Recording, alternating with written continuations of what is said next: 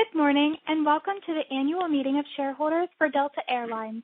I will now turn the meeting over to Mr. Frank Blake, Non-Executive Chairman of the Board of Delta.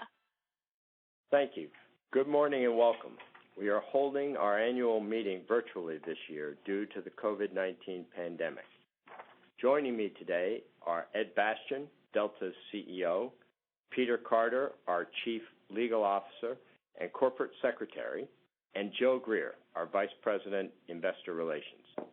I would also like to recognize the remaining members of our Board of Directors, whom I will introduce in a few minutes, and the members of the Delta Board Council: Scott Bell, Technical Operations; Taylor Collins, Reservations, Customer Care, and Digital; Michael Fernandez, Flight Attendants; Dan Laskusky, Supervisory and Administrative; and Austin A.J. Johnson, Airport, Customer Service, and Cargo Operations.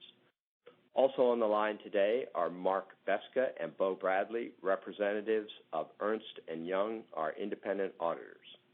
It is 7:30 a.m. and the polls are open for voting. If you were a shareholder as of the record date and are logged into the meeting as a shareholder and would like to vote, you may do so using the voting buttons on the virtual meeting screen. Before we present the items to be voted on today, Peter will briefly address legal matters related to the virtual meeting, and Ed will make a few comments about the state of our business. Peter? Thank you, Frank, and good morning, everyone. Delta previously delivered a notice of the meeting and information on how to receive proxy materials to each shareholder of record on April 30, 2020, the record date. I would like to refer you to the meeting agenda and the rules of conduct on the virtual meeting screen. Among other things, the rules of conduct provide shareholder proponents with 2 minutes each to present the proposals they submitted as set forth in our proxy statement. After 2 minutes, we will ask that they conclude their remarks, and if needed, we will mute the line in order to permit our remaining proponents to present. Shareholders wishing to submit questions may do so using the question box located in the bottom left corner of the virtual meeting screen. We ask any shareholders submitting a question to provide us with their names and contact information when submitting questions. During the meeting, we intend to respond to questions from identified shareholders pertaining to proposals being considered at the meeting. Consistent with our approach at in-person meetings in prior years, we plan to address remaining questions from identified shareholders as time permits during a Q&A session following the meeting. We may group similar questions together and paraphrase them when responding. Statements we make about Delta during the shareholders meeting and the Q&A session that are not historical facts may be forward-looking statements under the federal securities laws. Forward-looking statements involve risks and uncertainties that could cause the actual results to differ materially from the forward-looking statements. Factors that may cause these differences are set forth in Delta's SEC filings. We also may refer today to measures of Delta's financial performance that are not presented in conformity with generally accepted accounting principles. You can find the reconciliation of those measures to GAAP measures on ir.delta.com. I'll now turn over this meeting over to Ed Bastian, our CEO. Thanks, Peter. Good morning, and thank you all for joining us today. In 2019, Delta demonstrated the power of our people and brand with our best year in history, operationally, financially, and for our customers. And while we know that every year comes with its challenges, we knew 2020 would be no exception. But we could never have predicted how quickly the coronavirus pandemic would upend our plans as demand for near-term air travel dropped to almost zero in a matter of weeks. We are realistic that the timing and shape of revenue recovery are uncertain and are prepared that it could take up to 2 to 3 years to return to a new level of normal which could still be lower than 2019 revenue base. The actions that we have taken and will continue to take define how Delta emerges on the other side of this. Our response and path forward remain focused on three priorities. First, our number one focus is taking care of our people and our customers. Nothing is more important than the health and the safety of our employees and our customers. Our response is grounded in the values-based culture that puts people at the heart of every decision. We have invested in resources to add new layers of protection throughout the travel journey, keeping spaces clean, giving customers more space, and offering safer service on planes, at airports, and across our facilities. And we're also engaging with partners across the travel ecosystem on these issues. And these actions won't end when the virus abates.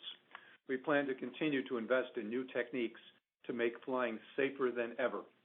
And as of last week, Delta established the airline's first global cleanliness division, a new department within the customer experience organization that's dedicated to innovating and evolving our already high cleanliness standards.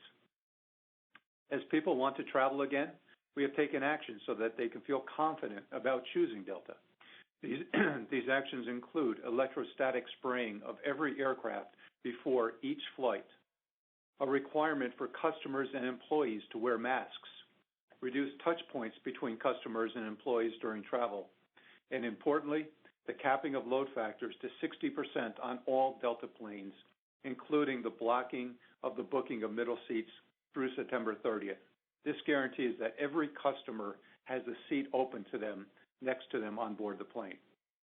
We also understand the need for flexibility in making travel plans, and our reservations and customer care professionals have done an amazing job assisting with processing refunds. Delta continues to provide full refunds to eligible passengers requesting them and for whom we have canceled a flight or made a significant schedule change. Delta has refunded $2 billion to customers since the start of this year. Our second priority is preserving our liquidity. As revenues rapidly deteriorated, we took decisive action to reduce our cost base and protect our liquidity. We hit pause on every project that was not necessary and cut expenses by consolidating airport operations, temporarily closing many Delta Sky Clubs, parking aircraft, and delaying non-essential aircraft maintenance. We have reduced our total operating expenses by 55% in the current June quarter.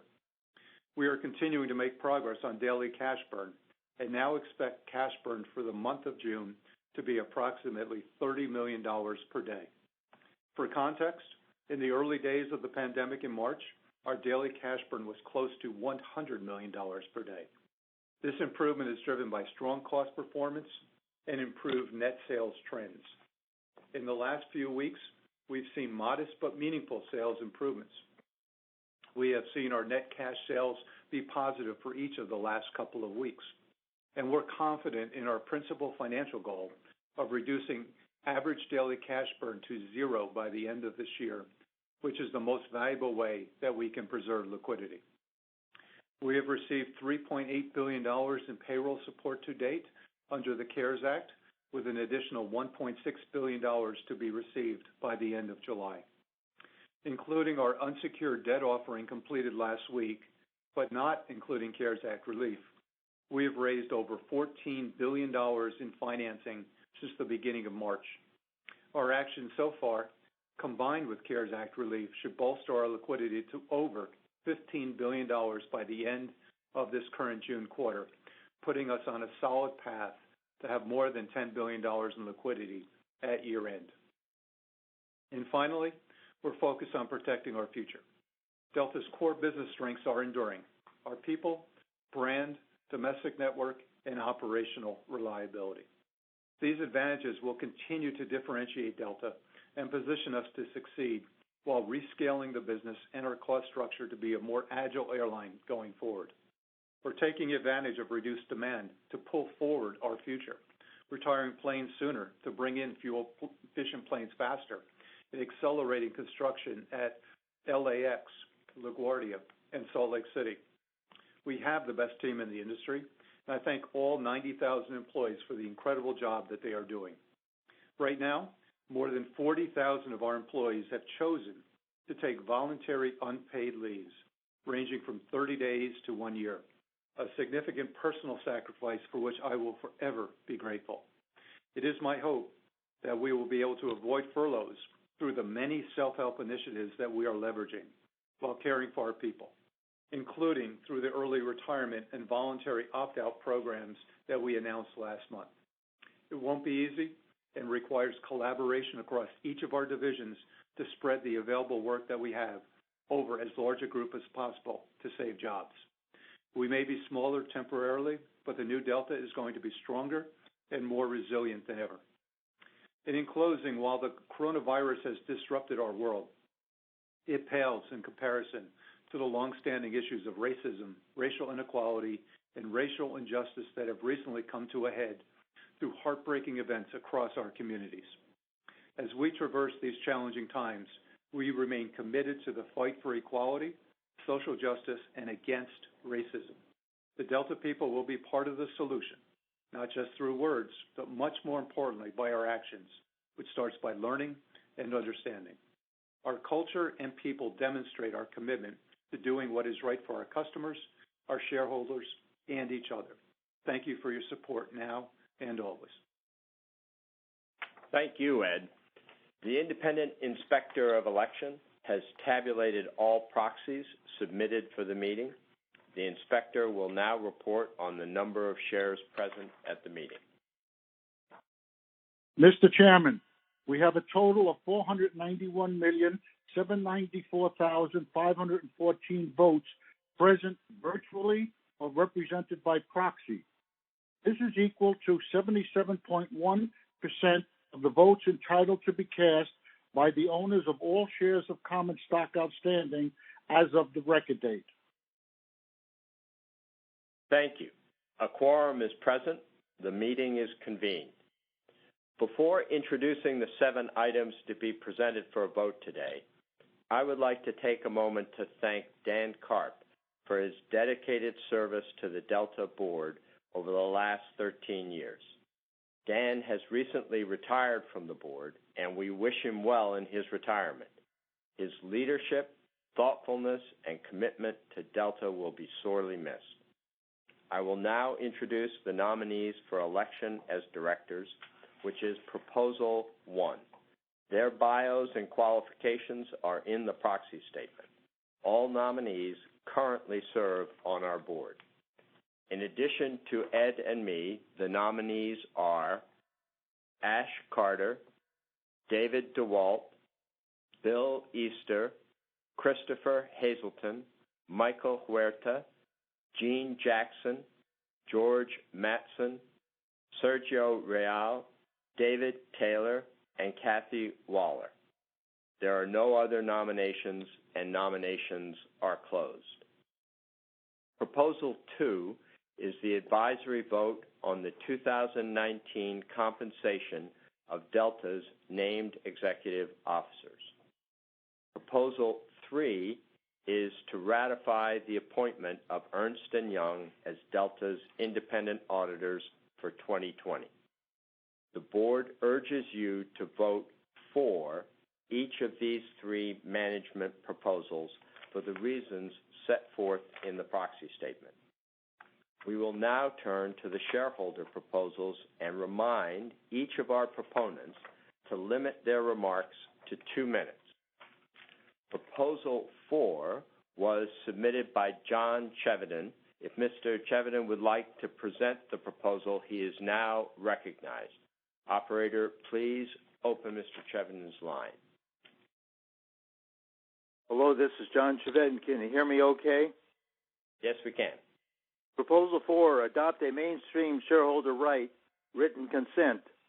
Shareholders request that our board of directors take the steps necessary to permit written consent by shareholders entitled to cast the minimum number of votes that would be necessary to authorize an action at a meeting at which all shareholders entitled to vote thereon were present and voting. Hundreds of major companies enable shareholder action by written consent. This proposal topic won majority shareholder support at 13 large companies in a single year. This included 67% support at both Allstate and Sprint. This proposal topic also won 63% support at Cigna in 2019. This proposal topic would have received higher votes than 63% to 67% at these companies if more shareholders had access to independent proxy voting advice. The right for shareholders to act by written consent is gaining acceptance as a more important right than the right to call a special meeting. This also seems to be the conclusion of the Intel shareholder vote at the 2019 Intel annual meeting. The directors at Intel apparently thought they could divert shareholder attention away from written consent by making it less difficult for shareholders to call a special meeting. However, Intel shareholders responded with greater support for written consent in 2019 compared to 2018. Adoption of this proposal will enable shareholders to engage with management with more of a position of strength, since shareholders will have a plan B if Delta management just wants to go through the motions of shareholder engagement. Management does not seem to be serious about shareholder engagement, since the annual meeting starts at 4:30 a.m. and allows only 2 minutes each for the presentation of shareholder proposals. The 2019 edition of this proposal won 37% support.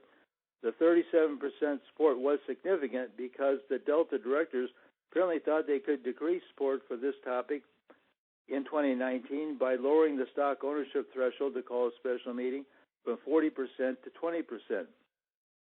After a 45% vote for written consent, which is less than a majority, the Bank of New York Mellon Corporation said it adopted written consent in 2019. Mr. Chevette, and I hate to interrupt you, but you have exceeded the time limit by about 30 seconds. So I'm just concluding here. Thank you. After a 45% vote for written consent, the Bank of New York Mellon Corporation said it adopted written consent in 2019. Please vote yes. Shareholder right to act by written consent, Proposal 4. Thank you, Mr. Chevette. And the board recommends that you vote against this proposal because its adoption is unnecessary given Delta's strong governance practices. In addition, the proposal is not in the best interest of our shareholders as a whole. The board's reasons for opposing this proposal are explained further in the proxy statement. Proposal 5 was submitted by BNP Paribas Asset Management. If a representative of BNP would like to present the proposal, they are now recognized. Operator, please open the line. Good morning. Can you hear me? Yes. Yes. Hello. Good morning, Mr. Chairman, members of the board, fellow shareholders. My name is Adam Kanzer. I'm head of stewardship for the Americas at BNP Paribas Asset Management. I'm here to move proposal number 5, seeking a climate lobbying report. Corporate lobbying activities that are inconsistent with meeting the goals of the Paris Agreement present significant financial risks to investors. These efforts also present systemic risks to our economies. Delays in implementation of the Paris Agreement increase the physical risks of climate change, threaten economic stability, and introduce uncertainty and volatility into our portfolios. We believe that Paris-aligned climate lobbying helps to mitigate these risks and contributes positively to the long-term value of our investment portfolios. Our proposal seeks to ensure that Delta is appropriately managing these risks. Our proposal asks our board to evaluate and report to shareholders how Delta's lobbying activities align with the Paris Agreement's goal to limit average global warming to well below 2 degrees Celsius, and how the company is addressing any misalignments with that goal. This analysis should cover direct lobbying and indirect lobbying conducted by Delta's trade associations. More than 14 major European corporations have agreed to this request, including Anglo American, BP, Shell, Total, and Rio Tinto. 200 institutional investors managing $6.5 trillion wrote to Delta in September, seeking information on how Delta is managing this critical governance issue. This proposal received a majority vote at Chevron's annual meeting. We're concerned that the policy framework supported by Delta, a commitment to carbon-neutral growth, is insufficient to meet the Paris goals. We have a limited window to stabilize our climate. Investors need to know that Delta is supporting the policy frameworks we all need to avert disaster. I thank you for your attention and look forward to continuing our dialogue on this issue with your management team. Thank you. Thank you. The board recommends that you vote against BNP's proposal. The board believes that Delta's lobbying efforts are clearly aligned with responsible climate action, including the reduction of carbon emissions from aviation, and that the company's lobbying efforts and environmental policies are transparent. The board's reasons for opposing this proposal are explained further in the proxy statement. Proposal 6 was submitted by Friends Fiduciary Corporation. If a representative of Friends Fiduciary would like to present the proposal, they are now recognized. Operator, please open the line. Good morning. Can you hear me? Yes. Great. Good morning, fellow shareholders and members of the board. My name is Kate Monahan. I'm the Shareholder Engagement Manager at Friends Fiduciary Corporation. I hereby move Proposal 6, the shareholder proposal asking our company to provide a report on its direct and indirect contributions made to influence the outcome of elections at the federal, state, and local levels. As long-term shareholders of Delta, we support transparency and accountability in corporate electoral spending. And we first want to thank the company for engaging in dialogue with us throughout this process and appreciate that Delta's current political contributions policy includes board and management oversight, which is a great first step. However, we believe the second step, disclosure of political contributions, is necessary and in the best interest of the company and its shareholders. Publicly available records show Delta has contributed at least $1.5 million in corporate funds since the 2010 election cycle. However, relying on publicly available data does not provide a complete picture of the company's electoral spending. For example, the company's payments to trade associations that may be used for election-related activities are undisclosed and unknown. This proposal asks the company to disclose all of its electoral spending, including payments to trade associations and other tax-exempt organizations, which may be used for electoral purposes. This would bring our company in line with a growing number of leading companies, including Coca-Cola, UPS, and Norfolk Southern, which present this information on their websites. Disclosing contributions, as many other companies do, would help mitigate the potential legal or reputational risks posed to Delta by these relationships, even more important in this time of crisis. Our request for disclosure is a call for transparency and accountability in the spending of shareholder resources, and we urge shareholders to vote for this proposal. Thank you. Thank you. The board recommends that you vote against the Friends Fiduciary proposal. Delta already provides disclosure about its participation in the political process and believes that providing all of the information requested by the proposal would be detrimental to Delta and our shareholders. The board's reasons for opposing this proposal are explained further in the proxy statement. Proposal 7 was submitted by the Service Employees International Union Pension Plans Master Trust. If a representative of the Master Trust would like to present the proposal, they are now recognized. Operator, please open the line. Good morning. My name is Renee Manley, and I'm here to present proposal number 7. The proposal requests that the Board of Directors takes action to strengthen Delta's prevention of workplace sexual harassment by formalizing the board's oversight responsibility, aligning its senior executive compensation incentives, reviewing and, if necessary, overseeing revision of company policies, and reporting to shareholders on actions taken. We believe the board oversight of sexual harassment protects long-term shareholder value. As we all know, the Me Too era has highlighted the importance of board oversight of sexual harassment issues, as numerous companies have seen reputational damage and shareholder value loss in the wake of public allegations. The proportion of Americans who believe that sexual harassment in the workplace is a serious problem has increased from 47% in 2011 to 64% in 2017. New York, Maryland, Vermont, and Washington have passed new laws that, among other things, bar mandatory arbitration of sexual harassment claims. 125 laws were introduced in 2018 in 32 legislatures on the subject of sexual harassment in the legislature itself. In 2019, 29 states have introduced over 100 pieces of similar legislation. Sexual harassment has potential for significant legal, human capital, and reputational costs for companies. Workplace sexual harassment may harm corporate reputation, which can alienate consumers. Many investors view sexual harassment as a potential sign of broader human capital management and corporate culture issues that warrant board attention. A coalition of trustees from long-term institutional investors with combined assets of more than $635 billion have come together to create and promote Trustees United principles concerning sexual harassment in portfolio companies in order to mitigate and reduce future risks that could damage long-term value creation. Delta's board can play a key role in preventing and remedying sexual harassment by setting the appropriate tone at the top. Neither Delta's corporate governance guidelines nor any board committee charter assigns responsibility specifically for managing and mitigating risks related to sexual harassment. Although the audit committee is responsible for the oversight of the company's code of conduct, it is unclear as to how frequently the committee reviews Delta's harassment-related. Ms. Manley, I hate to interrupt, but unfortunately you've exceeded your time limit by about 40 seconds already. Okay. Could you Thank you very much. Conclude your remarks? Thank you. I apologize. Yes, no problem. Thank you. Thank you.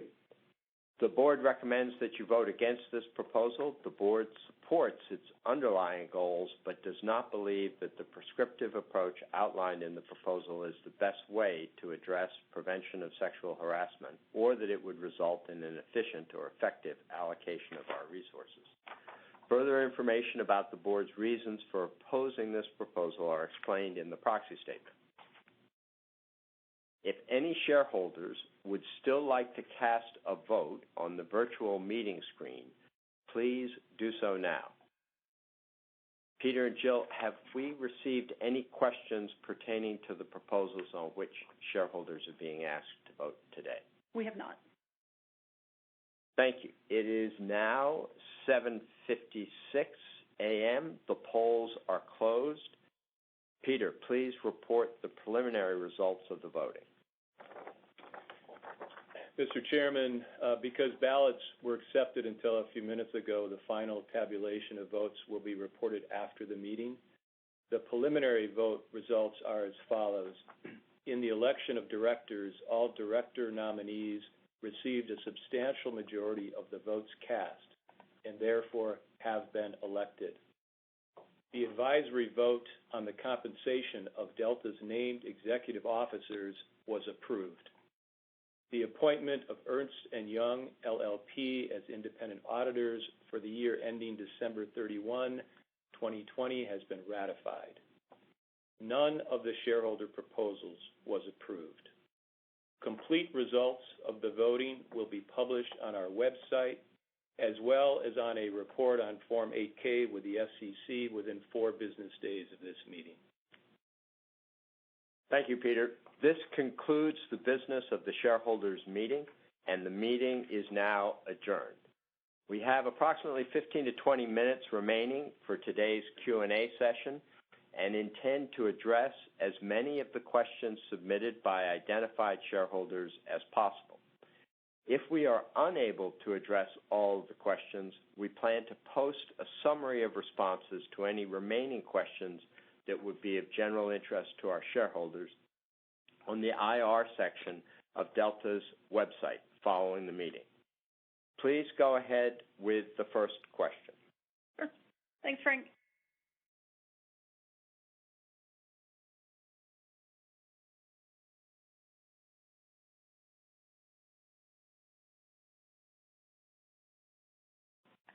We've received about a dozen questions into the queue, many of which cover similar topics. So we're going to try and consolidate them together both by topic and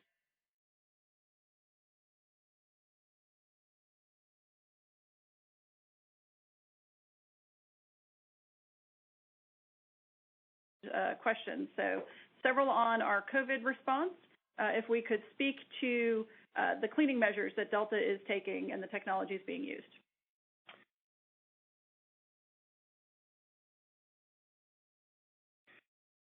Sure, Jill. We are reinventing our definition of clean throughout the travel journey at Delta.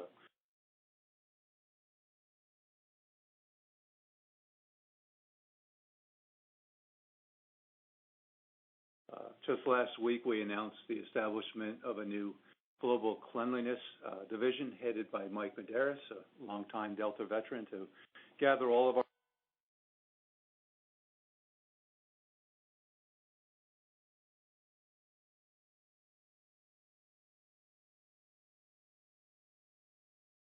our resources and focus on protecting customers' health as well as our own employees' health.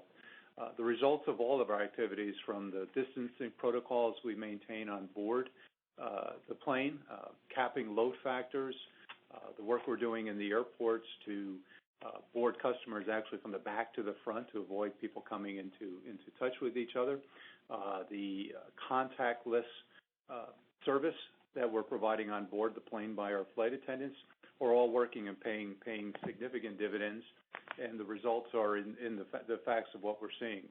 Customers are surveying. We're surveying customers throughout the journey, and customers continue to not only advocate for Delta in their Net Promoter Scores, but have increased the overall Net Promoter Scores by over 10 points from where we were just a few months ago. And secondly, we're keeping our employees safe. For all of our employees that work in frontline customer-facing divisions, we see that the rates of infection amongst that group of employees, which total 50,000 of our employees, are 5.5 times less than any national average we've seen relative to overall infectious spread and positivity for the disease. So the team's doing a great job. I'm proud of the work we're doing, because by bringing consumer confidence back, health and safety is going to be the core of what we're doing to get travel going again. Next question. In light of the pandemic, when was the last in-person board meeting, and how often has the board been meeting since then? So the last in-person board meeting was February 6th, and I would say that when the pandemic first hit, the board was meeting as often as 3 times a week, and of late it's been every other week. Question on fleet. With regard to the pandemic, which aircraft types have been temporarily parked and permanently parked because of the response? Well, immediately following the pandemic and the reduction of travel demand, we have temporarily parked over 700 aircraft across our system, every aircraft type that Delta operates. We have made the decision to exit certain fleet types that we're not going to bring back. The most recent decision we made was around the 777. We will have our last flight of the 777 this fall. We have already grounded and will not be returning the MD-88 or MD-90. Both of those fleet types had their last flight earlier this month. And we'll continue to look at other fleet types as well as planes within sub-fleets within our larger fleet family or retirement decisions. There will probably be a few more made before the end of this year. Another question, talking to how many employees have contracted COVID-19? We have had approximately 500 employees that have tested positive for COVID-19. The vast majority have recovered, thankfully. Unfortunately, we have lost 10 employees to the disease, and every one of them breaks my heart. We have stayed very close contact with all of our employees, and as those that have contracted the disease. We have recently announced that we are going to be testing all of our employees. In fact, we started this week in Minneapolis for both the blood serology as to whether they've already been exposed to the disease and have antibodies, as well as the active test to see if they indeed are carrying the virus. And that test is being led by Mayo Clinic, and we're also working very closely with Quest Diagnostics in that we will have all 90,000 of our employees available to be tested, and from getting a good baseline, we'll be able to provide better protection for our people and then eventually, certainly, our customers as we go forward. What are our growth projections, Delta's growth projections over the next 6 months? Well, our immediate plan is to start to rebuild and restore service in the third quarter coming up here, we're adding 1,000 flights a day the month of July. And then in August, we expect to add another, approximately same amount in incremental 1,000 flights for the month of August. That would put our domestic capacity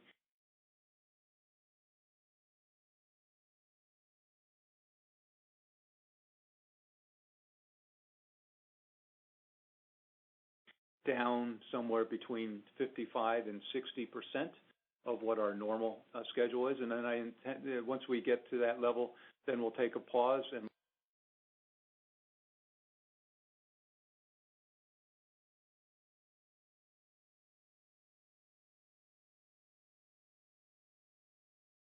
we'll see how demand looks post-Labor Day before we decide to add further domestic flights back. International, we're still, very early in the recovery phase. Most countries have restrictions regarding international travel. I think international travel is probably going to lag domestic by up to 12 months.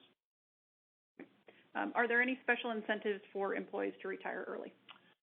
Yes, there is. We announced several weeks ago an early retirement opportunity for our employees.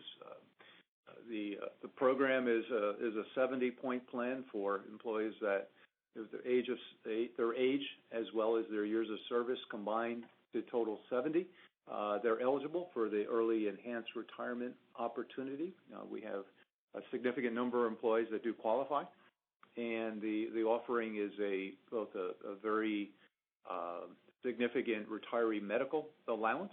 Delta currently does not have retiree medical as part of its current benefit structure, as well as severance and enhanced flight privileges for those that accept the early enhanced offering. For people that do not meet the 70-point program, we also have a voluntary severance option that, while not carrying the same level of benefits, still is a nice thank you for the employees that have provided years of service to Delta who decide to take that program. Great.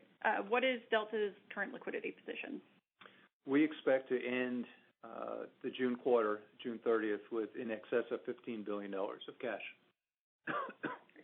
And then within the business, what is the month-to-date load factor for June? Month-to-date load factor for June is running in the mid to mid 40s, but that's growing as the month goes on. We're looking at today's schedule, and I think today's load factor is booked at 50%. Of course, we have a 60% cap on flights, and that limits our load factor, so that the numbers are a bit lower as compared to if we had an uncapped load factor. And the benefit of the capped load factor is making certain that our customers, as well as our employees, are safe on board and have space. And as the business starts to return, as demand starts to grow, and as people have more confidence in the travel experience, we will decide later in this year when we start to ease up on that cap restriction. And then one last COVID-related question. What % of employees can do most of their work from home? Well, given that we are a frontline customer service business, the majority of our employees need to be at work to conduct business. Our flight attendants, our pilots, our airport agents make up the bulk of our employee base. Of course, we have our mechanics, our technical operations team that are keeping the planes well maintained, our reservation agents who are answering the phones and are doing a fabulous job of helping customers in a very difficult time frame. So I would say that on the merit and the administrative staff, which is the less than 10,000 of our team members, the bulk of those people are working from home. But other than that, as needed employees are out in the workplace. A couple more questions.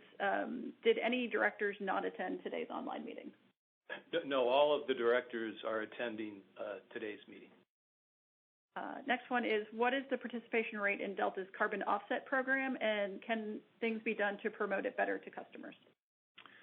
We are developing the carbon offset program, as we mentioned in February when we announced the goal to offset our environmental footprint. We are committed to that goal. We have not backed away from that goal. At the present time, given the very low level of flight activity, the amount of carbon being produced is substantially lower than at any time in our recent history. But we're committed to those goals, and we'll continue to let customers know how they can participate going forward. Great. Let's see. What can Delta do to serve customers by reducing the reservation call center wait times?